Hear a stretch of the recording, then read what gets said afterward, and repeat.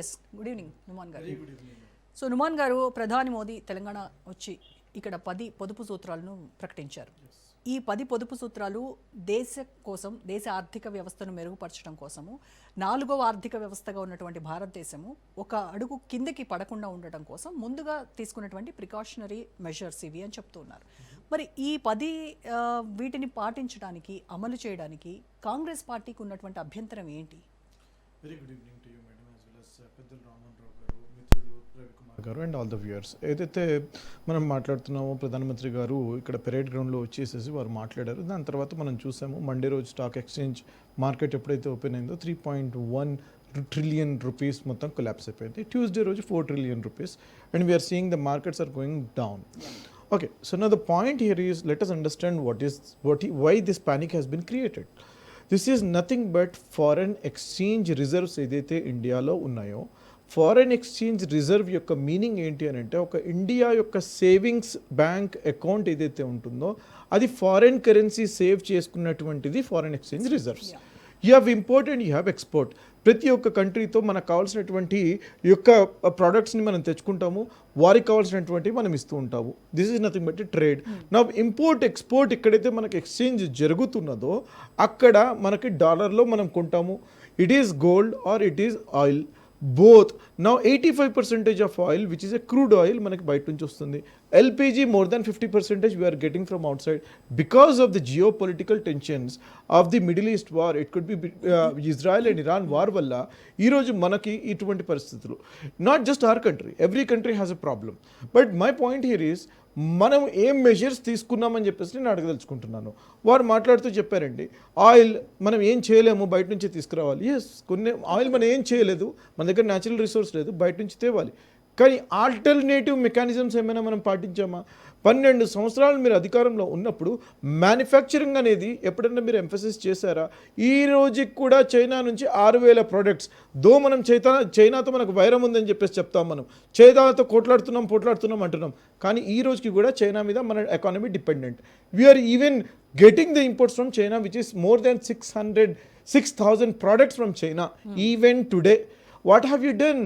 We have got so much of resources. ఇంత human capital మన దగ్గర ఉన్నప్పుడు, 140 కోట్ల మంది భారతీయులు ప్రజలు ఉన్నప్పుడు, వారి యొక్క ప్రొడక్షన్ పెంచడానికి, వారి యొక్క మ్యానుఫ్యాక్చరింగ్ పెంచడానికి మీరు కొత్త యూనివర్సిటీస్ ఏం తీసుకొచ్చారండి?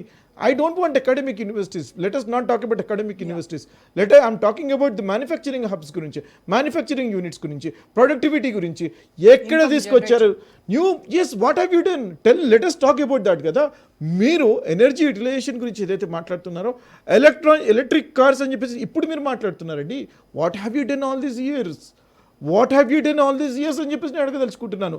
మీరు గోల్డ్ గురించి మాట్లాడారండి. ఆ పాయింట్ మాట్లాడే ముందు, have he even thought about a రకమైన పానిక్ క్రియేట్ చేస్తున్నారు, ఏ రకమైన డేంజర్ బెల్స్ మోగించి వెళ్ళారని చెప్పేసి గుర్తించారండి.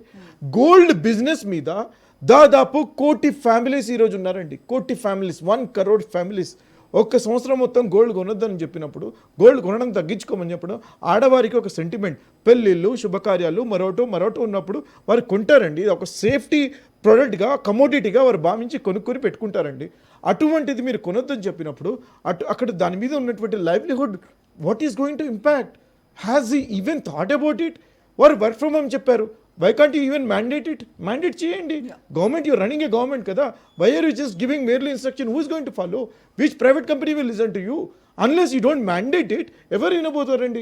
మీరు మన దేశానికి ఇలాంటి యుద్ధ విపత్కర పరిస్థితులు వచ్చినప్పుడు ఇలాంటివి జనాలకి పొదుపు గురించి చెప్పడము ఇదే ఫస్ట్ టైం కాదు. Absolutely not. యూపీఏ హయాంలో కూడా మీరు కూడా చెప్పినటువంటివి ఇవి. మరి ఈ రోజు ఇప్పుడు మీరు 12 ఏళ్ళు బీజేపీ అధికారంలో ఉంది కదా, కేంద్రంలో అధికారంలో ఉంది కదా, ఏం చేశారని అడుగుతున్నారు కదా. అంతకు ముందు ఉన్నదంతా ఎవరు? That is what we have given such kind of institutions to India. అదేంటే నేను IITs కానివ్వండి, IIMs కానివ్వండి, DRDO కానివ్వండి, ISRO కానివ్వండి, యూ నేమ్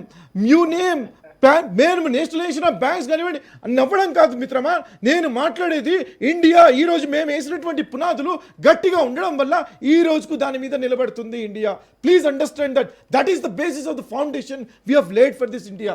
మీరు ఒక్క ట్రేడ్ అగ్రిమెంట్ చెప్పండి, 12 సంవత్సరాల్లో ఎవరితో చేశారో చెప్పండి. RECP క్యాన్సిల్ చేసేసారండి. ఒక్క ట్రేడ్ అగ్రిమెంట్ చెప్పండి నాకు. ఒక్క ఇన్స్టిట్యూట్ మీరు తీసుకొచ్చింది 12 సంవత్సరాల్లో చెప్పండి. You take your time. Take 2 minutes of your time. I request madam గారు, ఒక్క ఇన్స్టిట్యూట్ అండి, ఒక్క institute, central government institute you have not brought to India. ఒక్క ఇన్స్టిట్యూట్ గురించి నేను మాట్లాడుతున్నాను. Have we even thought about it? మనకి దాని గురించి వద్దండి. ట్రేడ్ అగ్రిమెంట్స్ దాని గురించి లేదండి. చైనా గురించి nothing.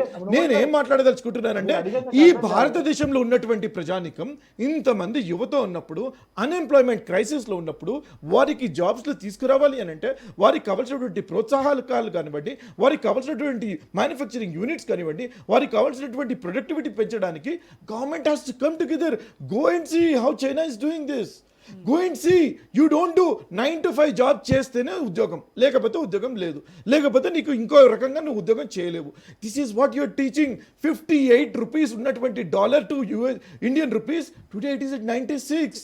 You have promised Modi ji, you have promised मैं 50 के अंदर करके दिखाऊंगा అని చెప్పేసి మీరు చెప్పారండి. విశ్వగురు అని చెప్తారండి, మీరు ఆత్మనిర్భర్ భారత్ అని చెప్తారండి.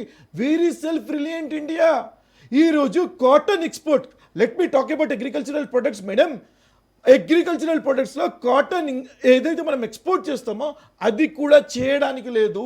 Donald Trump has come up and clearly said, నేను కాటన్ పంపిస్తాను, మీరు తీసుకోండి అని చెప్పేసి దాని మీద 0% టారిఫ్ వేశారండి. మన ఫార్మర్స్ ఎక్కడికి పోవాలండి? Have you even thought about this foreign policy? మనం మాట్లాడడం కదండి, మనకు కావాల్సినటువంటి అగ్రికల్చరల్ ప్రొడక్ట్స్ అవి కూడా మనం ఎక్స్పోర్ట్ చేయలేకపోతున్నాము. What I'm trying to say is, imports గురించి మీరు మాట్లాడారు, very good. Then what about exports? Have you done any attempt? ఏమైనా మీరు చేశారా? ఎక్స్పోర్ట్స్ అగ్రికల్చరల్ ప్రొడక్ట్స్ కానివ్వండి, ఇక్కడ కావాల్సినటువంటి ఫార్మాస్యూటికల్ ప్రొడక్ట్స్ కానివ్వండి, సర్వీసెస్ కానివ్వండి, ఐటీ ప్రొడక్ట్స్ కానివ్వండి, మీరు బయటకు పంపించే దాంట్లో పెంచడానికి ఏమైనా పని చేశారా? Artificial intelligence, machine learning are the 2 key technologies today in 2026. What have you done? Let me ask you a straight question. ఒక్క సమిట్ పెడతారు మేడం అక్కడ in Delhi, they bring a robot, ఒక రోబోని తీసుకొచ్చేసి గల్గోటియా యూనివర్సిటీ గురించి నవ్వులు పాలైపోయి వెళ్ళిపోయారు madam. This is what India is meant for.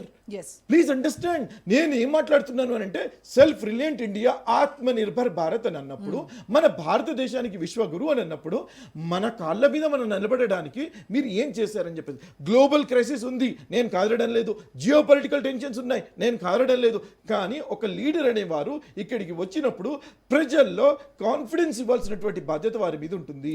వారికి వెన్నుదన్నుగా వారికి ఉండేటువంటి ప్రికాషనరీ మెజర్స్ తీసుకోవాల్సింది వారి బాధ్యత ఉంటుంది. ఎకానమీని షీల్డ్ చేసేటువంటి బాధ్యత వారి మీద ఉంటుంది. అది చెయ్యట్లేదని చెప్పేసి నేను అంటున్నాను. It is an example, proof of failure అండి. This is a proof of failure of Indian economy. You have seen on Monday, Tuesday, and I'm telling you madam, there will be a high rise of unemployment. You list this. నేను చెప్తున్నాను, high rise of unemployment, high rise of inflation, and it is because of this people will lose their lives. వారు ప్రాణాలను అరిచేతిలో పెట్టుకొని బ్రతకాల్సి వస్తుంది. ఎందుకంటే poverty వైపు వెళ్తున్నాము. India under doctor Manmohan Singh గారు 2004 నుంచి 2014 వరకు 7% growth we have given. In 2008, when there is a collapse of Lehman Brothers in USA, how the global recession has happened, దాంట్లో నుంచి కూడా బయటపడేది. It is because of the financial structure, it is because of the inclusive discipline మేము తీసుకురావడం వల్ల. ఆ రోజు అటువంటి policies వారు, he is an economist. Please understand, Dr. Manmohan Singh garu, he was an economist. Yes. You know, varu PV Narasimharao gari cabinet lo kuda ibbandulu vachinappudu bayatiki తీసుకొచ్చారు. దాని తర్వాత 2004 నుంచి 2000. Today, where is the finance minister? Does she have any idea? పేపర్లు leak అవుతున్నాయి ఇంటర్లో. ఇక్కడ మనం I don't want to deviate. పేపర్లు లీక్ అవుతున్నాయి మేడం. 22,79,000 పిల్లలు ఎగ్జామ్స్ రాసినటువంటి ఎగ్జామ్ మీరు పేపర్లు లీక్ చేస్తే, ఎగ్జామ్ కూడా కండక్ట్ చేయనటువంటి దౌర్భాగ్యమైన పరిస్థితుల్లో ఉంటే, దిస్ ఇస్ ఫ్యూచర్ మేడం. బాధతో చెప్తున్నాను నేను. పిల్లలు ఎంత కష్టపడి రాత్రి బౌలు కష్టపడి ఎగ్జామ్ రాస్తారండి, ఒక్కొక్క గంటకి స్కెడ్యూల్ వేసుకొని రాస్తారండి. మీరు వారిని కూడా పట్టించుకోకుండా మీ పిల్లలు మాత్రం బయట చదువుతారండి. ధర్మేంద్ర ప్రధాన్ గారి పిల్ల బాబు బయట చదువుతారండి.